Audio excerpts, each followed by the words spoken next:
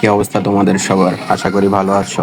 তো আমরা র্যান্ডমলি একটা ম্যাচ খেলতেছিলাম, 3 রাউন্ড হেরে যাই। হারার পরে একটি প্লেয়ার আমাদেরকে লোল দিয়ে বসে। ওরা অনেক ভালো খেলতেছিল, আমরা ধরে নিয়েছিলাম ম্যাচটা হারবো, কিন্তু এই প্লেয়ারটা যখন হঠাৎ করে লোল দিয়ে বসে তখন ভাই আর কি বলবো, বাকিটা তোমরাই দেখে নাও।